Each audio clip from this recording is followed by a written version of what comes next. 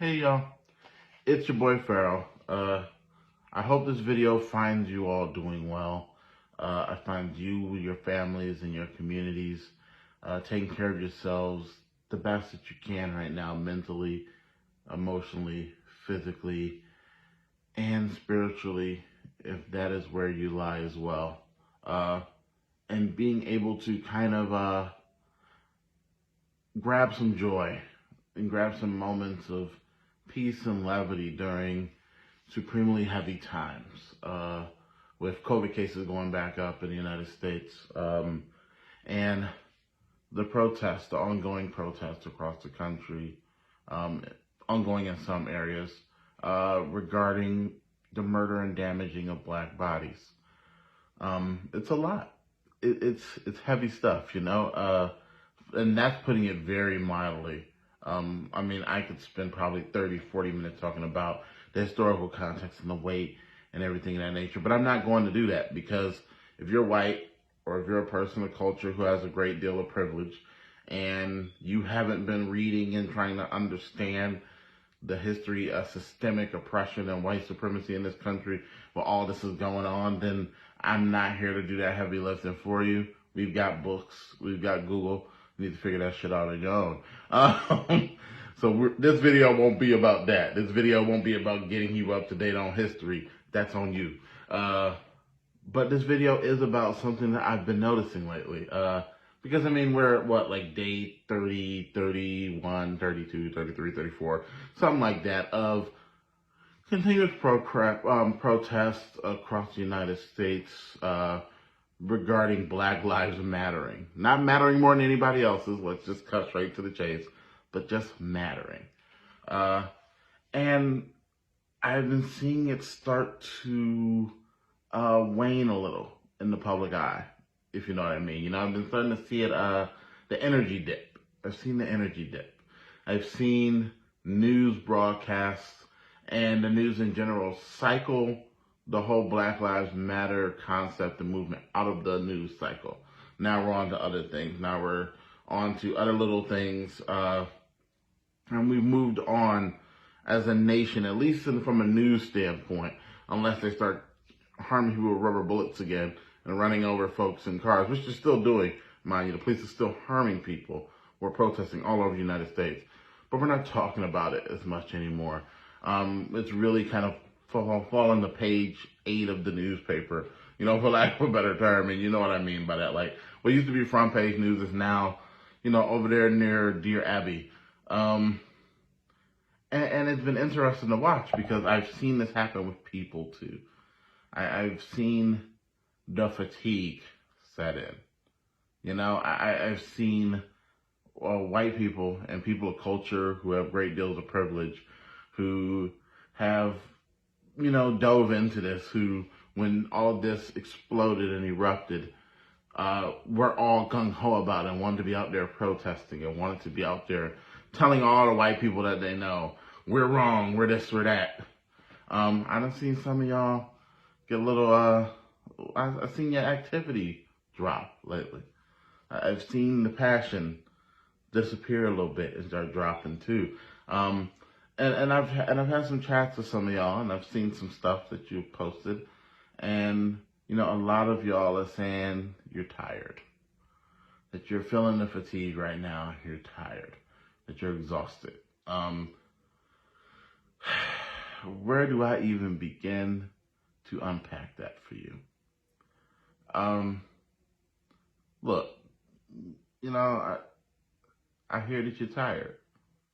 I understand being tired when you're fighting, and you're fighting for something that you believe in. You're fighting for something as simple as another person's life having some kind of value, and trying to fight to get people to see that someone else's life has some kind of value, and not feeling like you're getting through their thick skulls or getting through to any level of empathy they might have inside of them. I understand fighting white supremacy and white supremacy draining you. But here's the kicker, white people and persons of culture of privilege who never had to face any of this. Here's the thing that y'all don't get. You tired and you've been here for like 30 days. You've done this 1 month. And some of y'all don't want to talk about it no more. You're drained. It's so heavy for you. This has been the existence of my people for 400 years. I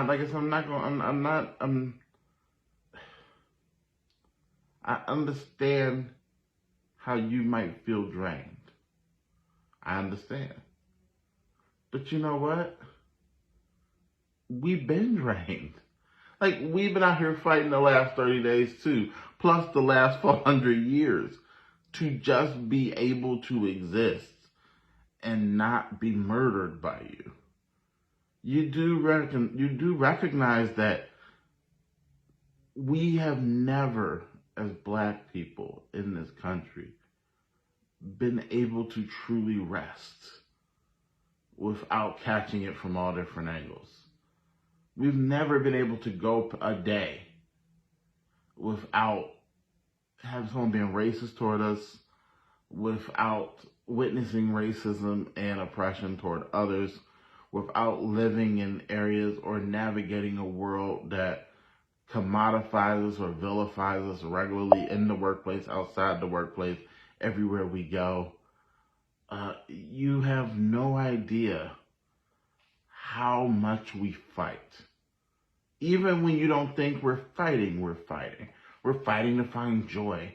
We're fighting to live our lives. We're fighting to hopefully have the next generation not have to take the generational trauma off of our shoulders and put it onto theirs like a rucksack from hell. And this is what, we've been tired.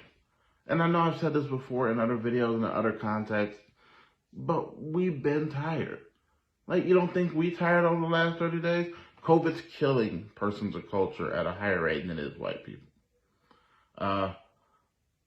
Black, brown, and indigenous communities are getting destroyed by this virus. The indigenous community is truly getting destroyed by this virus, and it's getting no coverage, and they're getting no real support.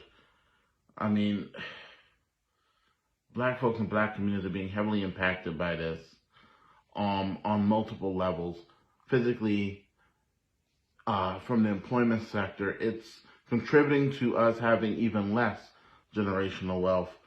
And it's only been 4 months. And we didn't have much to begin with.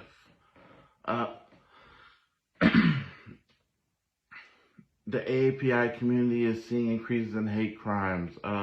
Black bodies are hanging from trees, y'all. But you're tired.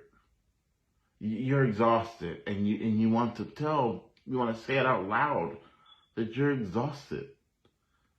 And I'm supposed to feel for you that you're exhausted.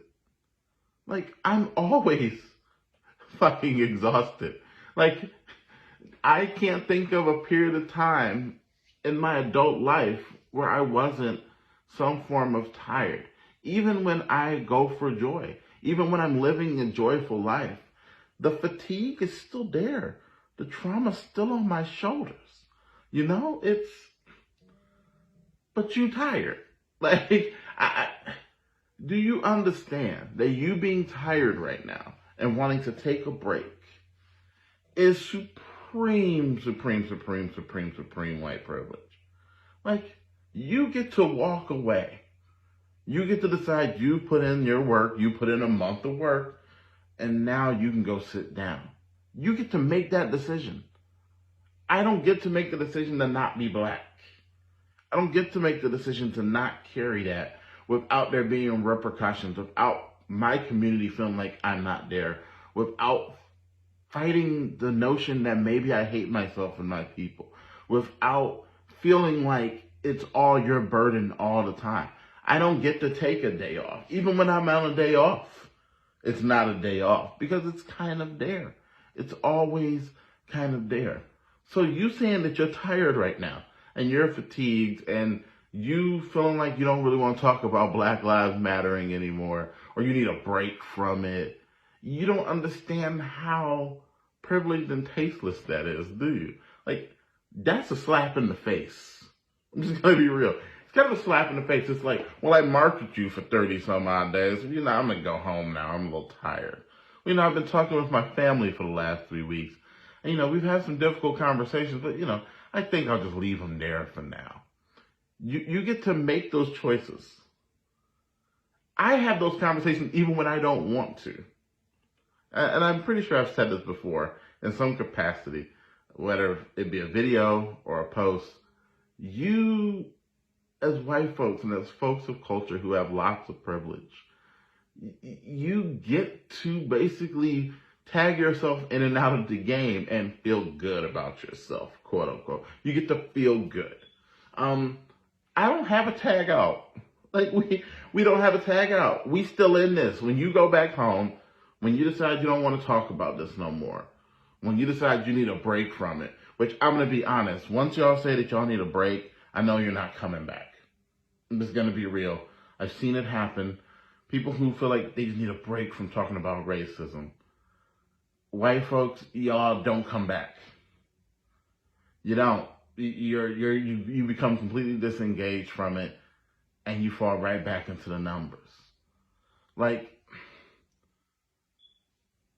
what I need y'all to understand is that you can be fatigued. You can be tired. You can take a few days to reset, because we all need to take moments to breathe. Like I said, I take time. I'm on vacations. I have the privilege to be able to take moments when I can, but it's still there. You get to just tag out though. Like, if you want to take a break, you got to come back. You can't be like, well, I'm going to take a week off from this, and maybe I'll take a few more days. Maybe I'll get back to this next month, because that's what happens. You keep moving your goalposts. You were running toward the touchdown. You were almost in the end zone. And then you're like, let's add a few more yards to this play.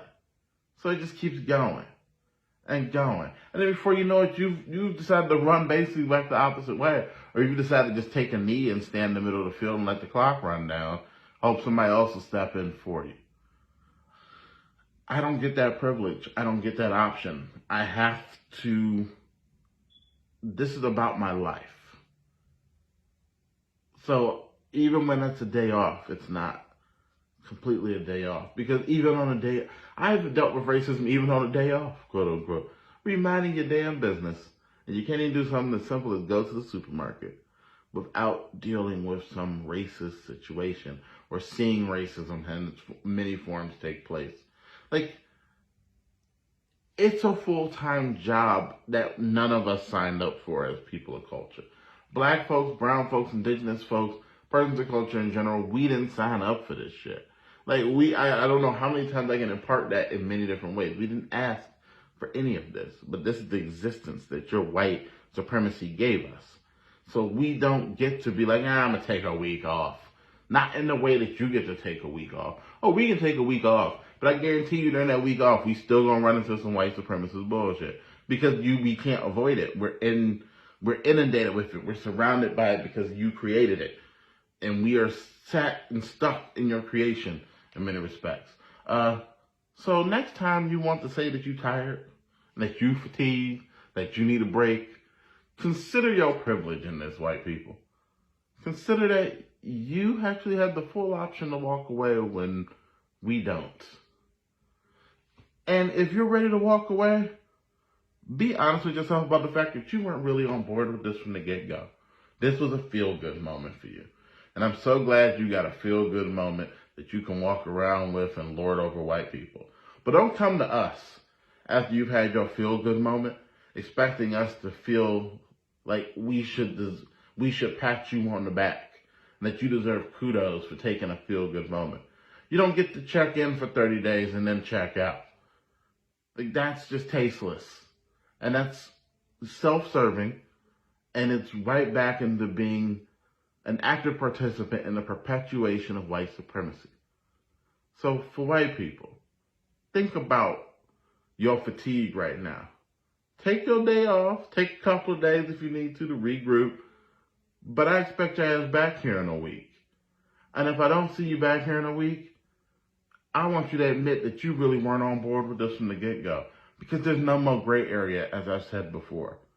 It's either racism or anti-racism. There is no middle ground. There is no little stopgap on the way. It's either A or B. And your actions choose which one you fall into. So something to keep in mind. Thank you for listening. Peace.